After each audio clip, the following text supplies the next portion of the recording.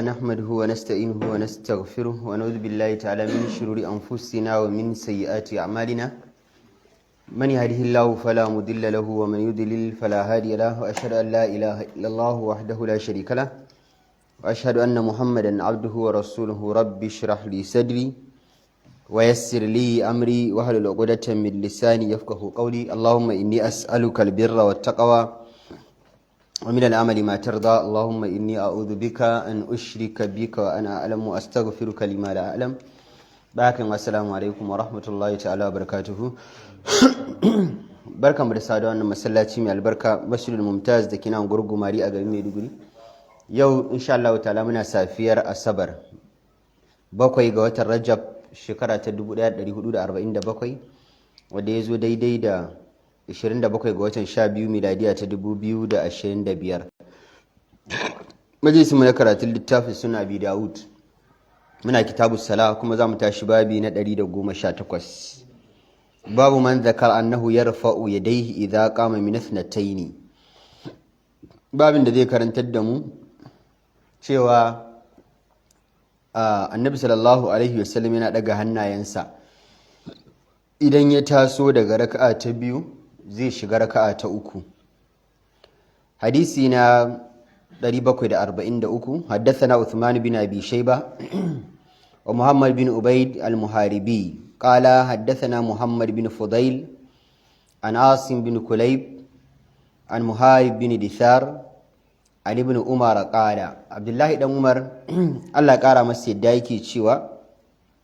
كان رسول الله صلى الله عليه وسلم إذا قام من الركعتين كبر ورفع يديه النبي صلى الله عليه وسلم idan ya tashi bayan yayi raka'a biyu zai tsaya tsayuwar raka'a ta uku manzon Allah sallallahu alaihi wasallam yana daga hannunsa da dan kafadinsa kenan idan annabi ya gama zama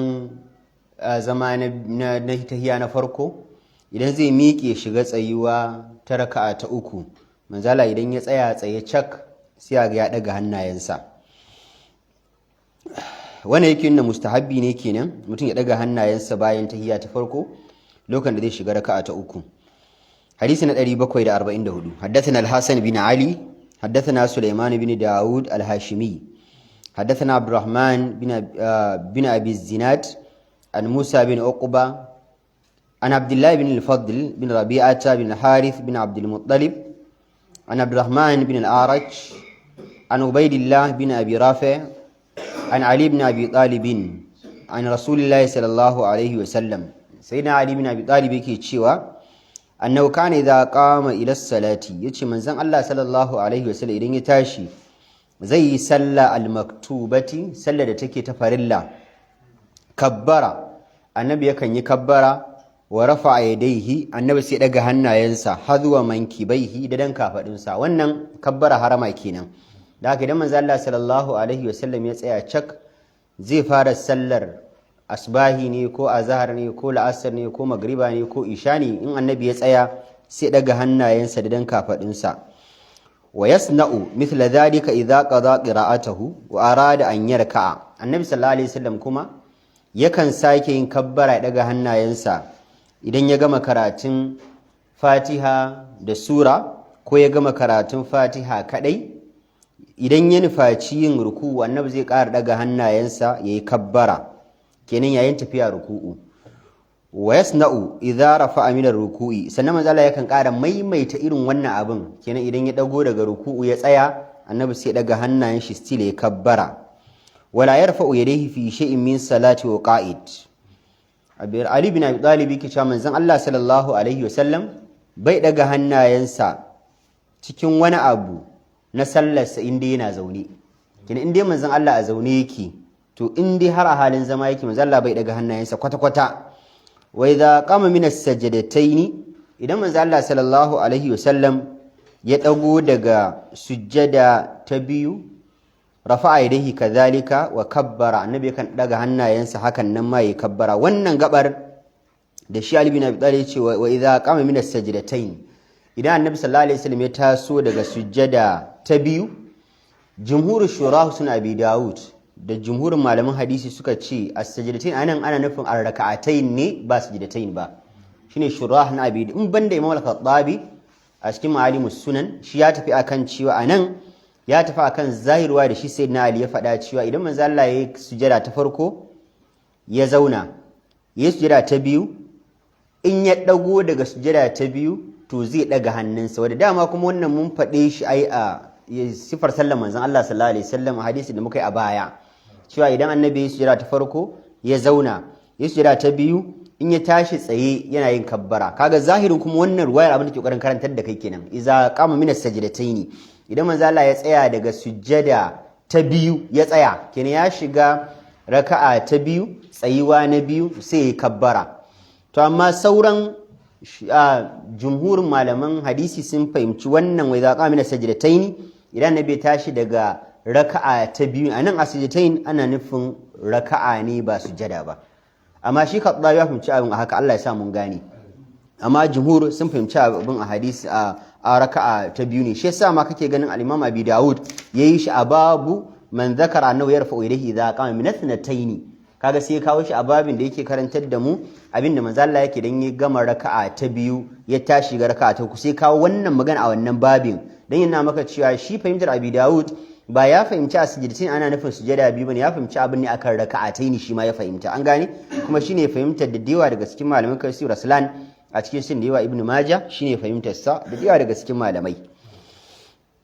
babina hadisi na 745 haddathana Hafs bin Umar haddathana Shu'ba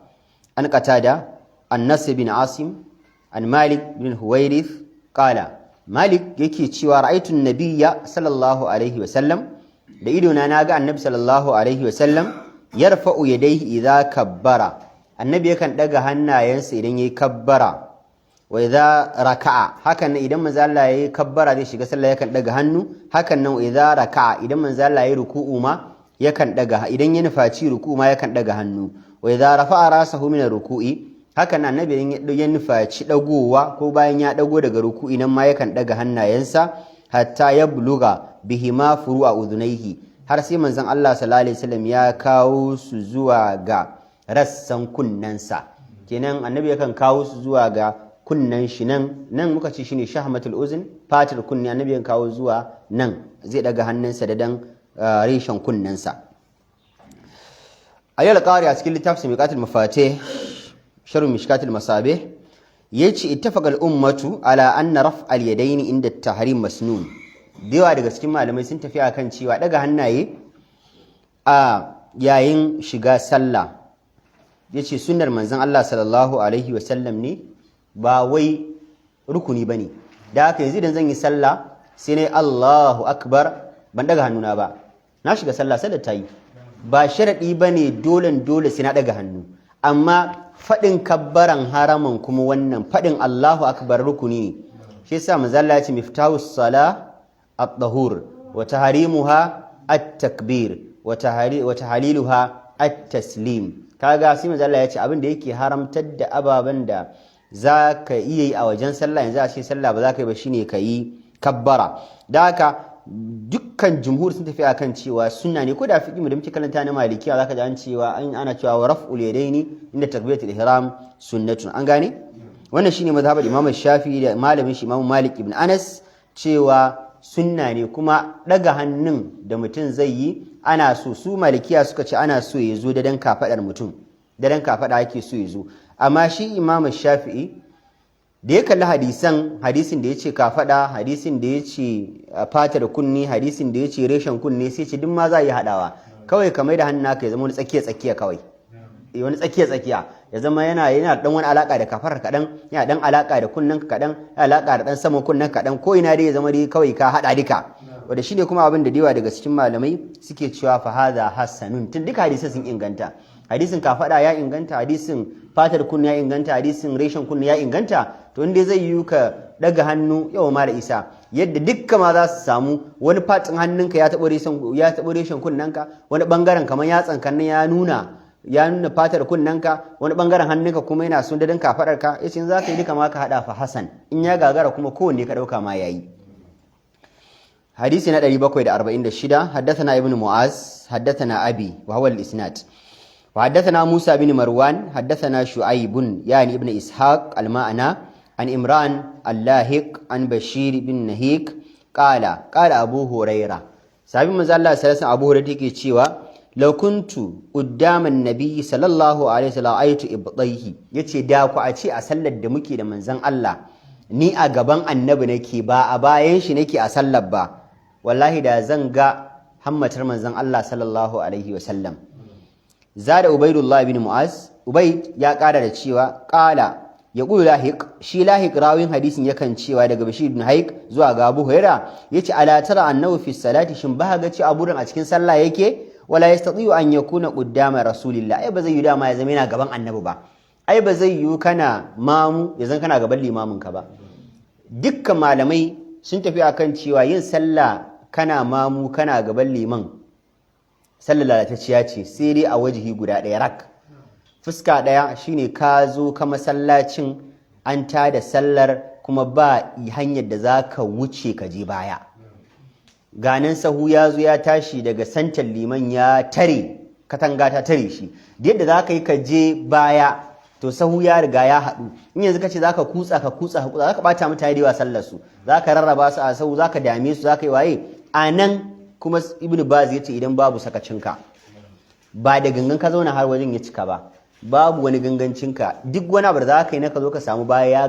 ya gagara in kuma ka ce za ka zagaya kan ka zagaya sallar za a iya gama ta misali kamar sallar juma'a da ake don damuwar da ita ya ce za nan ya zama ala wajhi darura a babul larura kana yin sallah a gaban liman a babul larura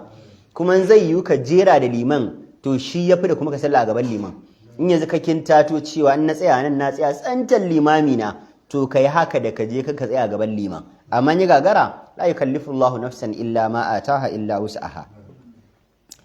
Wa zada Musa bin Marwan ya kara da cewa yani idza kabbara rafa'a yadayhi annabi sallallahu alaihi wasallam in yayi kabbara na sallah yana daga hannayensa kaga shine abu da kici in a ce yanzu kaga in nayi haka na daga hannayen kabbara Allahu akbar mutumin in ya zace ba da rigan nan ai duk wanda ke gabana zai kalli hammatata amma ba zai yi mutum da ke bayana dan na daga hannu kai kalli hammatata ba tunda amma ta gaba take ba ta baya ba to shine abu da kici da a ce ina gaban annabi ba sallah nake da manzon Allah ba zan kalla mace so da yadda manzon Allah ya daga hannunsa kenan annabi sallallahu alaihi wasallam ba haka yake ba an gane yana bude hannunsa ne idan zai yi kabbara.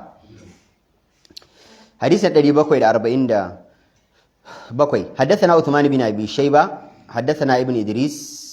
عن عاصم بن كليب عن عبد الرحمن بن الاسود عن علقمه قال عبد الله علقمه yake ce Abdullahi dan Mas'ud ya ce allamana rasulullahi sallallahu alaihi wasallam salata annabi sallallahu alaihi wasallam ya karantar da mu yadda ake yin sallah sallallahu alaihi wasallam shi yasa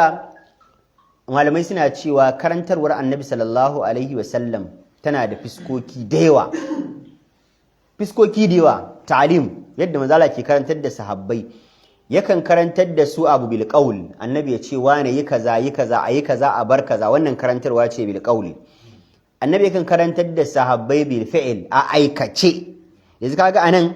annabi ya karantar da su ne practical a aikace shi kuma malami suna cewa karantar da mutum a aikace a zahiri ya fi zama a kwalwar mutum akan karantar da shi da magana laysal khabaru kal muayana ai gani ya kurji sannan akwai al-iqrar annabi sallallahu alaihi wasallam zai ga wani na abu tun ya kyale ka akai ka ci gaba da yi to ya karantar da kai ne sannan manzo Allah yakan karantar da mutum da nusantarwa kawai yadda annabi zai kalle ka da yanayin da zai wani yanayi kawai annabi zai maka ka fahimci wa abin nan fa da kake annabi ya nuna kai koyar da ka bari yanayi kawai ba ma sai magana ba kawai annabi sallallahu alaihi wasallam da hanyoyi da malamai suka san kusan hanya guda 6 ko 7 wanda yake karantar da mutane da haka manzo Allah sallallahu alaihi wasallam kabbara idan ya shiga sallah annabi ya ce ya karantar da mu da ake sallah sai maga manzo Allah yayi kabbara wa rafa'a yadayhi annabi ya daga hannayensa guda biyu falamma raka'a da annabi sallallahu alaihi wasallam ya ruku'i dabbaqa yadayhi baina rukbatayhi annabi sallallahu alaihi wasallam sai ya gwama hannayensa tsakanin gwiwoyinsa wannan farkon musulunci haka ake sallah wannan shine a farkon musulunci a tatbiq shine ka ɗauki tafin hannunka na dama ka haɗa tafin hannunka na hagu ka haɗa su waje guda haka idan za ka yi ruku'u in ka sunkuya sai ka sa hannunka tsakanin gwiwoyinka guda biyun nan. An fahimce ni? Misali yanzu na gama karatu zan yi ruku'u. To idan yanzu na yi Allahu Akbar, to sai na haɗa hannayena haka. Ba ga gwiwoyina ba? Ba in na sunkuya haka sai na sa hannayena haka a gwiwoyina haka. Da haka ake sallah. Sai kai subhana rabbiyal azim wa bihamdihi subhana rabbiyal azim wa bihamdihi subhana rabbi. Allahu Akbar sai ka dago. Da fa haka ake sallah. A farkon musulunci haka ake sallah. Daka wa rafa'a yadayhi falamma raka'a tabbaqa yadayhi bayna rukbatayhi qala dan masu yace fa balaga zalika sa'adan. Wannan magana da nake ba da fatawa magana na ga alƙama sai je gayawa sahabin Annabi sallallahu alaihi wasallam Sa'ad ibn Abi Waqqas. Da ga yana daga cikin ashrafu shine bil janna, kuma yana daga cikin mutumin da ya fara ma harbi a cikin musulunci, ya fara ta da wutar yaƙi, sannan yana daga cikin mutanen da suka bude ƙasar Iraki. Annabi sallallahu alaihi wasallam ya taba hada shi da mamarsa yace irmiya sa'adan bi abi anta wa ummi, ina baka fansan mamata da babana ya Sa'adu, ya harbi. To shine sai magana ta je kunnan Sa'ad ibn Abi Waqqas, sai yace sadaqa akhi, yace dan uwana dan Mas'ud yayi gaskiya, yayi gaskiya, tabbas yayi gaskiya. Qad kunna naf'alu hadha, mun kasance tabbas muna yin haka a sallah. Thumma umirna bi hadha, sai daga baya annabi ya umarce mu da wannan, ya'ani al-imsaku ala rukbatayn, cewa mu damke gwiwoyinmu. Da farkon musulunci haka ake, a sa hannu tsakanin, ba tsakanin cinya ba, tsakanin gwiwar ka ta dama da gwiwar ka ta hagu, anan zaka sa hannunka sai ka matse kafafuwan, da matse kafafuwa ake, a rike su, a rike hannayen, haka zaka yi ruku'u. Kaga Allah ma ya taimake mu an daina. da mun jiyaji ai, yanzu zaka yi haka a ruku'u ai akwai wahala ai. To daga baya kuma sai annabi ya hana mu, sai ya sa mu dinga rike hannayenmu akan gwiwoyinmu. An gane? Babu man lam yadhkuri raf'a inda ruku'i, babin ruwayin da suka ba su ambaci daga hannaye a yayin ruku'u ba. Akwai ruwayin da suka zo ba su nuna daga hannaye ruku'i ba, amma da daga cikin malamai sun tafi akan cewa ana daga hannu yayin ruku'i, sana daga hannu yayin dagowa daga ruku'u. Wannan shine abin da jumhur malamai suka tafi kai, saboda hadisi da suka zo ingantattu kan haka. An gane? Ana daga hannu yayin tafiya ruku'u, sannan ana daga hannu yayin dagowa daga ruku'u. Wannan shine sunnar manzon Allah sallallahu alaihi wasallam. Wannan kuma shine maganar da Abubakar Siddiq sahabban manzon Allah ya tafi akai, da Ali bin Abi Talib da Abdullahi dan Umar da Abi Sa'id al-Khudri da dan Abbas da Abdullahi ibn Zubair da Anas dan Malik. Kuma daga cikin tabi'a shine fahimtar su Al-Hasan al-Basri, Ibn Sirin, Ata ibn Abi Rabah da Dawus da Mujahid da Al-Qasim ibn Muhammad da Salim da Qatada da Makhul.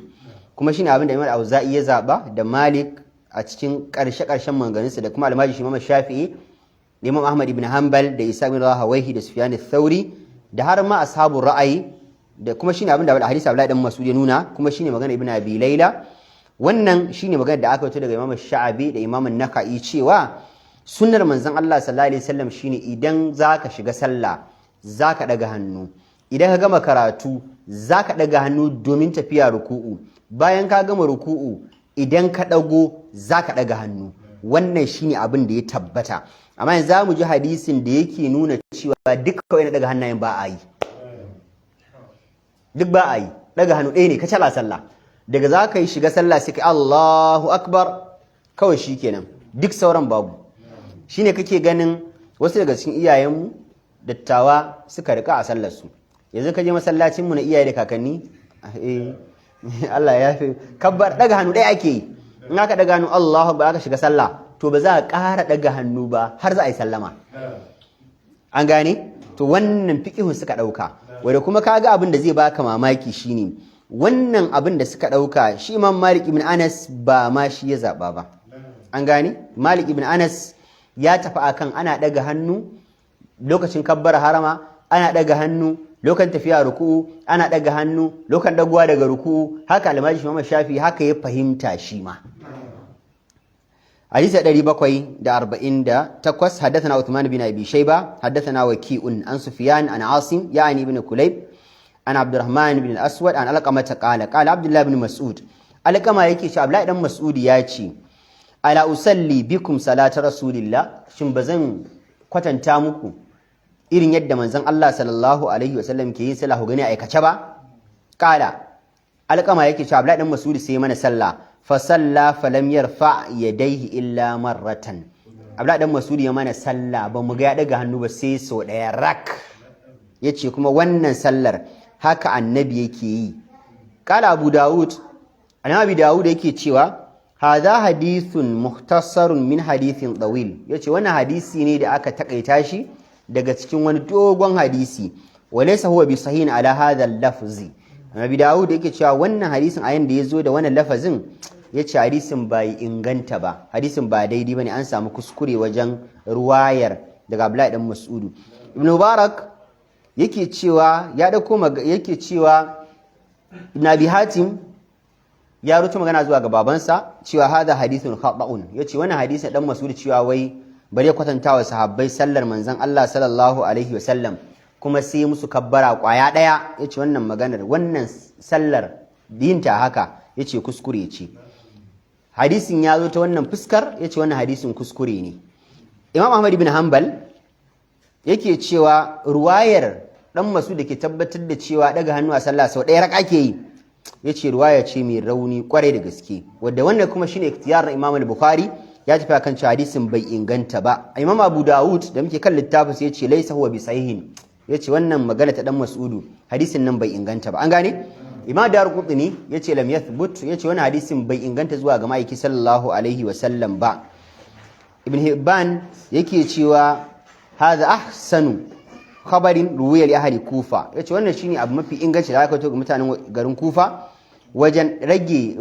daga hannu sau ɗaya kacal ake a cikin sallah. Yace amma kuma gaskiya hadisin na da illa kwarai da gaske. To amma Al-Khattabi a cikin Ma'alimus Sunan, shi suna Abi Dawud da Fathul Wudud, shi suna Abi Dawud,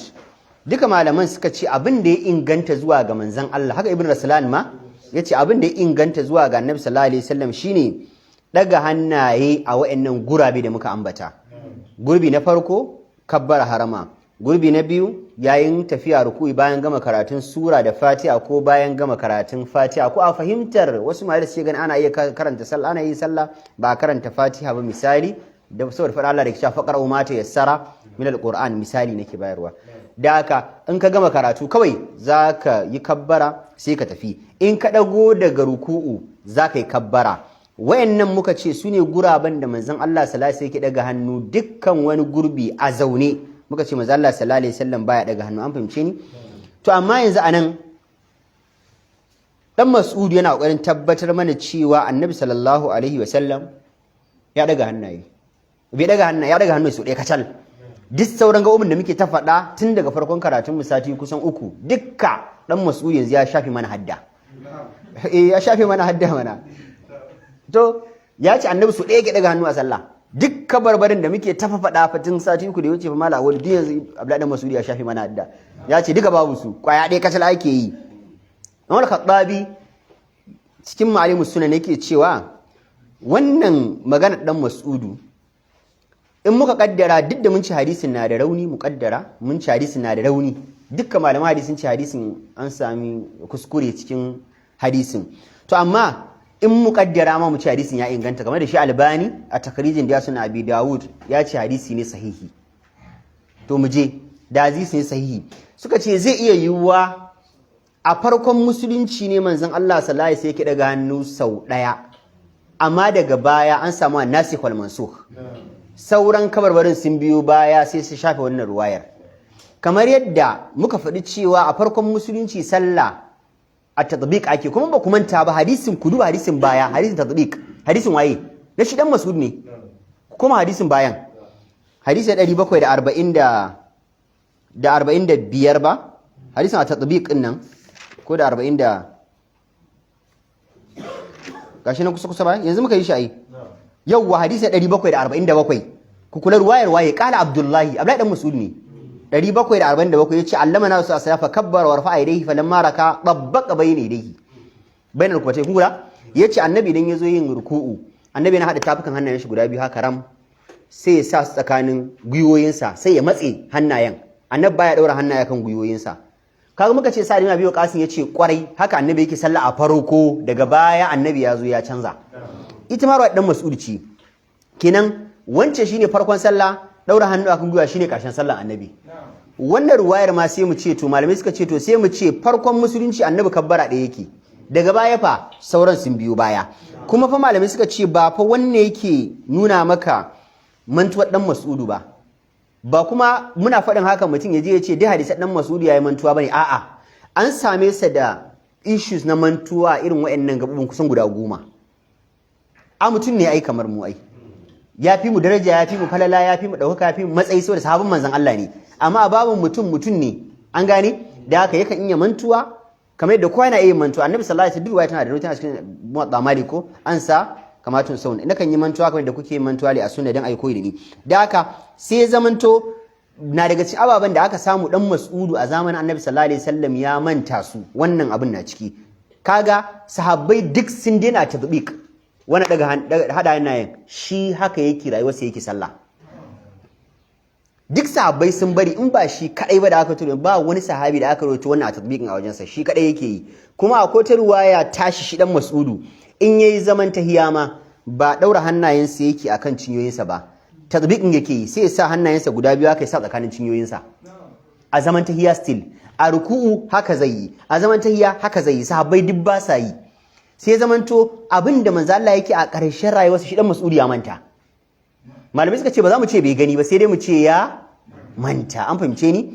To kaga bayan wannan shi dan Mas'udu na daga cikin abin da aka fito daga wajen shi, akwai da yazo mutum na karanta qul a'udhu bi rabbil falaq da qul a'udhu bi rabbin nas, sai ce wannan din sura na cikin Qur'ani? Aka ce ka manta su ma'awuzitain ne fa,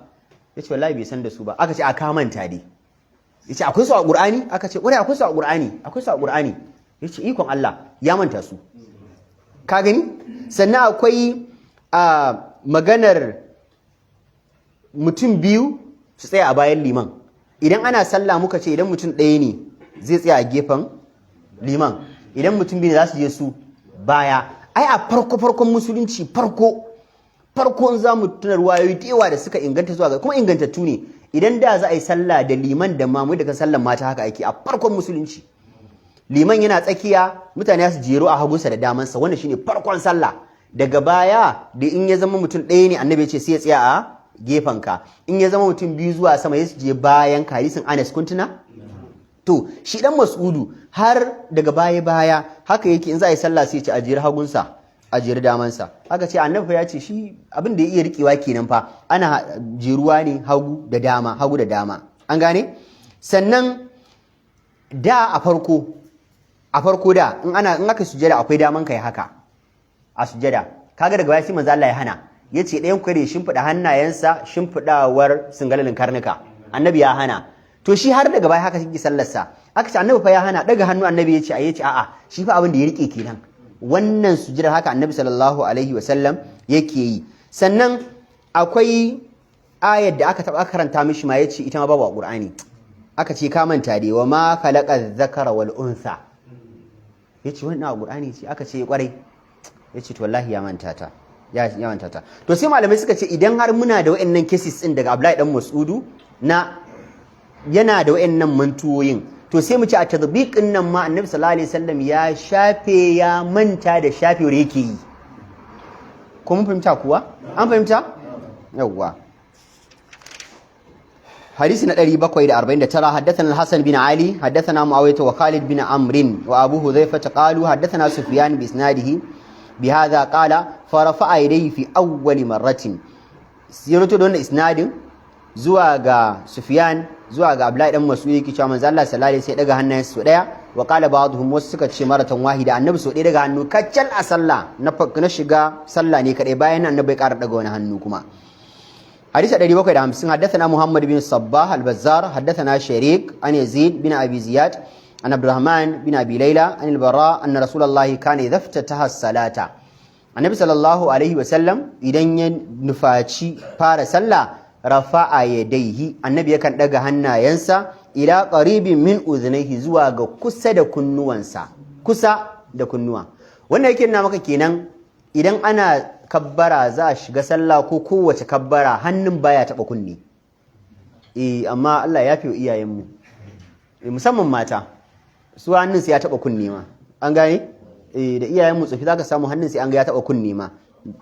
kusa da kunnensa thumma la yaudu sannan yace baya ƙara maimaita daga hannu kuma duk sauran sallar baya wannan hadisi na rauni